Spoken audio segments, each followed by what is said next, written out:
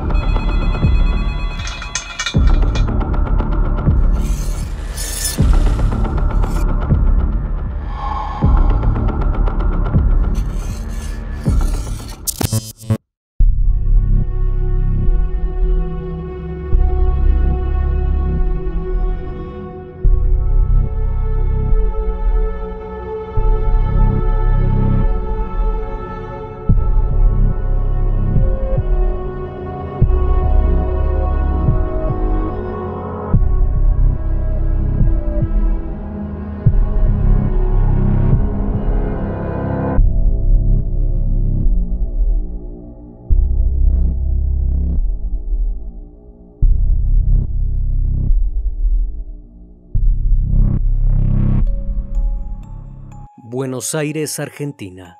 El 29 de agosto de 2019, una mujer de 30 años de edad, llamada Ariana Palacios, desapareció sin dejar rastro. Dejó su trabajo, a su pareja y a su hija. Sus padres dijeron que la chica estaba bien, que se había ido a otro lugar y les había pedido que no la buscaran más. Aunque la ausencia total de la joven hizo pensar a las amigas de Ariana que algo no andaba bien. Así que después de más de un mes sin saber de ella, una de las amigas decidió reportar su desaparición, puesto que no sabían absolutamente nada de ella. Gracias a la denuncia, la pudieron encontrar, pero no de la manera que esperaban, pues luego de iniciadas las investigaciones, descubrieron algo aterrador. El Criminalista Nocturno. Ariana Jessica Palacios era originaria de la ciudad de Hurlingham en Buenos Aires. Al momento de su desaparición, trabajaba por las tardes en un call center de Capital Federal y por las mañanas vendía ropa y hacía alaciados de cabello que promocionaba por las redes sociales. La chica tenía una hija de 6 años llamada Luli y también se encontraba en una relación con un sujeto llamado Adrián, quien el 29 de agosto recibió un mensaje de texto a eso de las 10:30 de la mañana, en donde Ariana le decía: «Perdón, me quedé dormida». La noche anterior, la chica fue a cenar con una amiga llamada Vanina. Estuvieron platicando como de costumbre y dadas la 1:30 de la madrugada del día 29, se fue a su casa en un Uber. 10 minutos más tarde, le mandó mensaje que ya había llegado a su hogar. Después de eso, no supieron más de ella.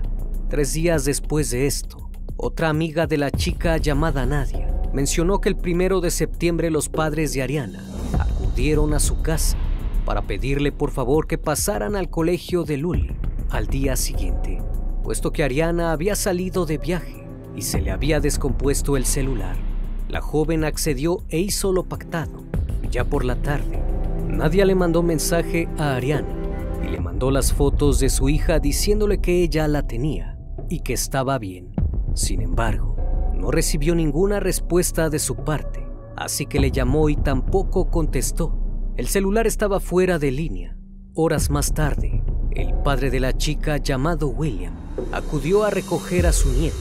La joven le expresó al progenitor de esta que su hija no le contestaba, a lo que él respondió que probablemente era porque el celular se le cayó al agua y que lo único que sabían de ella era que se había ido de viaje a vender repuestos a la provincia de Entre Ríos.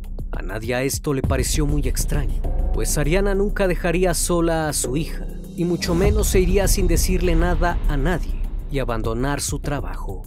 La pareja de Ariana, Adrián Almirón, también se preocupó cuando ésta dejó de responderle.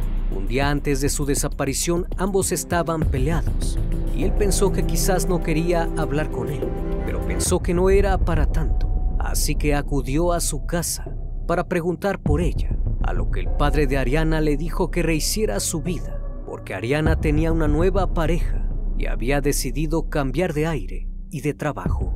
Días después, otras amigas de la chica le preguntaron al padre de esta dónde se encontraba ya que no sabían nada de ella, a lo que el progenitor les dijo que estaba de viaje por el interior, que había ido a vender algunos productos. A otras les dijo que se había peleado con su madre y le había pegado, y que por eso se marchó, y les pidió que no la buscaran más. La ausencia de Ariana era inminente, pues ella siempre estaba activa en las redes sociales y en WhatsApp. Una semana más tarde, Vanina le mandó un mensaje para decirle si iba a ser madrina de su hija, pero nuevamente no le llegaron los mensajes. Todas las personas cercanas a la chica estaban preocupadas por Ariana. Sin embargo, cuando iban a preguntar a su casa, el padre salía y les respondía de mala gana, diciéndoles que se había ido a trabajar a otra ciudad y que dejaran de hacer lío, porque si el padre de la pequeña se enteraba que se había ido, le quitaría a su nieta, ya que Ariana llevaba separada de Luis, su expareja, casi desde que quedó embarazada. Incluso algunas mujeres del colegio acudieron a preguntar por ella e inventaba otra excusa. Hasta este punto era preocupante la situación, pero como veían a la familia muy tranquila, no hicieron nada. La familia también intentó despistar a Adrián, su novio, con quien salía desde hacía 2 años. Supuestamente le dijeron que luego de una discusión con su madre, decidió irse. Hasta cierto punto él les creyó, puesto que la relación de Adriana con su madre no era muy buena, debido a que constantemente discutían. Adrián mencionó que en una ocasión, incluso él tuvo que intervenir para que no se golpearan, así que lo más probable en ese momento era que quizás le estaban diciendo la verdad. Le pidieron que la dejara en paz, y así lo hizo. Una de las hermanas de la chica le dijo que no sabía nada de Ariana, pero que tenía muchos problemas y que estaba acudiendo al psicólogo. Lo inesperado llegó el día 11 de septiembre, cuando el celular de Ariana se encendió. Las amigas se dieron cuenta de ello, puesto que los mensajes que habían enviado hacía días le habían llegado al fin. A pesar de esto, nunca respondió ninguno de ellos, y 3 días después, el 14 de septiembre, se volvió a conectar, pero nuevamente no respondió a ningún mensaje. Posteriormente, Vanina le mandó mensaje a la hermana de la chica para preguntarle si ya sabían algo de Ariana, a lo que ella le respondió que aún no tenían noticias de ella, que simplemente había dejado una nota en la que decía: «Cuiden a Luli, me voy». Añadió también que lo que había hecho Ariana era imperdonable por haberse marchado sin su pequeña. Al ver que las amigas de la joven estaban intentando saber dónde se encontraba, William, el padre de Ariana, se comunicó con Vanina y le pidió que no se metiera en el asunto, que no se preocupara porque ella estaba bien, pero lo que había hecho era imperdonable por haber dejado a la pequeña y marcharse. La misma llamada la recibieron sus demás amigas, quienes al escuchar esto comenzaron a sospechar que algo no andaba bien, pero jamás sospecharon de su padre. El 19 de septiembre, al fin Ariana Palacios dio señales de vida y le mandó un extraño mensaje a Nadia que decía: «¿Cómo anda, querida? Yo viajando, entregando cosas del nuevo trabajo, novio, conociéndonos. Después nos conectamos. Besitos, Ariana». Lo primero que llamó la atención es que Ariana nunca usaba la palabra querida. Además, ella no tenía faltas de ortografía. Pronto se lo hizo saber a las demás chicas y se llevó la gran sorpresa de que el mismo mensaje lo recibieron más personas. En todos decía más o menos lo mismo. Hacía hincapié en un nuevo novio y en que estaba vendiendo cosas en otra parte. A todos les pareció que ella no fue quien escribió el mensaje.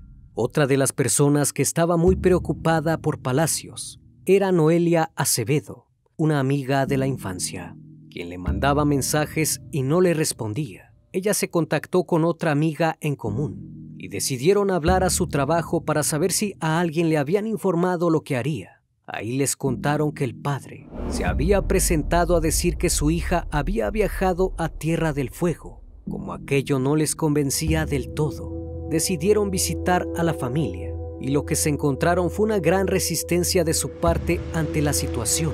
Ellas le pidieron que realizara la denuncia por desaparición para que la encontraran, pero él se negó.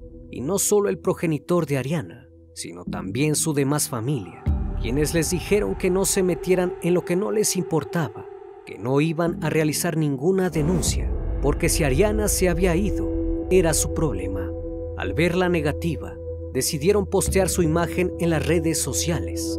Muchos comentarios de gente desconocida y algunos sugirieron que el padre podía haberla asesinado. Fue ahí donde los demás amigos empezaron a sospechar de su familia. De ser cierto, estarían ante uno de los casos más terribles que jamás hayan presenciado, como un padre asesinaría a su propia hija. La investigación inició cuando Noelia Acevedo decidió presentar el reporte de desaparición. A pesar de que los progenitores de la chica le pidieron no lo hiciera, la chica se acercó a la comisaría segunda de Villa Atesey y denunció la desaparición, diciendo que desde el día 29 no sabían nada de ella y ya era un mes sin tener noticias de la joven. Además relató que se habían comunicado con su familia, pero que solo recibían evasivas y explicaciones fuera de contexto, por lo que no creían que se hubiese marchado sin su hija. Aunque interponer la denuncia no fue nada fácil, puesto que no se la querían tomar, porque le dijeron que tenía que ser un familiar directo, que tenía que denunciarlo, lo cual no es así. Los encargados de realizar el reporte decidieron que lo mejor era llamar a la familia y corroborar lo que la chica les acababa de decir. Cuando contactaron al padre de Ariana, este se negó rotundamente a realizar el reporte, por lo que le dijeron a Noelia que no iba a ser posible emitir la denuncia. Fueron horas de insistencia, hasta que la joven decidió mostrarles los posteos que se habían hecho respecto a la desaparición de Ariana, que las autoridades lo tomaron más en serio. Quizás tomaron la denuncia por el simple hecho de que la imagen se había viralizado. Ariana Palacios vivía con su hija y con sus padres en Argentina, ambos inmigrantes de nacionalidad boliviana. William Palacios, de 64 años, el padre, había trabajado en una importante funeraria porteña, mientras que su progenitora lo hacía en el taller de una marca de lencería.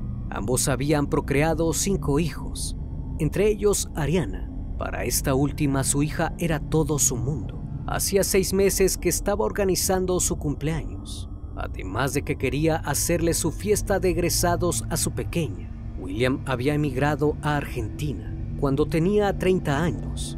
Durante toda su vida se dedicó al negocio de las funerarias y llegó a poner su propio local. Antes de lo ocurrido estaba trabajando como empleado en una famosa casa de sepelios, pero un mes antes de la desaparición de su hija se había quedado sin trabajo. Quienes lo conocían decían que era un hombre muy estricto y no era novedad que en su casa había violencia familiar. Siempre había peleas, y las amigas de la chica lo sabían. Desde que nació Luli, todos notaron que William estaba obsesionado con la pequeña. La veía como si fuera su padre y no su abuelo. Se atribuía cosas que no le correspondían, y esto llevaba a las discusiones constantes con Ariana. A pesar de ello, su padre era con quien la chica mejor se llevaba, pues con su madre tenía una relación tormentosa, y todos lo sabían. Sin embargo, jamás se hubiesen imaginado que sus propios padres fueran capaces de algo tan terrible, aunque pronto estarían por descubrirlo. El reporte de desaparición fue emitido pese a la renuencia de los padres en hacerlo. Días más tarde, William le confesó a su hijo Guillermo qué había ocurrido con su hermana. Al enterarse, contactó a la policía y les confesó lo que su padre había hecho. Según el testimonio de la familia, al principio no despertó ninguna curiosidad, pues William les había dicho que discutió con Ariana y la había echado de la casa. Como era costumbre de que la chica se ausentara algunos días, todo parecía otra pelea más. Pero cuando notaron que el hombre se ponía cada vez más nervioso y ansioso cuando le preguntaban sobre Ariana, comenzaron a sospechar que algo no andaba bien. Poco antes de la confesión, la madre estaba muy angustiada y confrontó a su esposo por lo que estaba pasando. Le preguntó qué había hecho con su hija.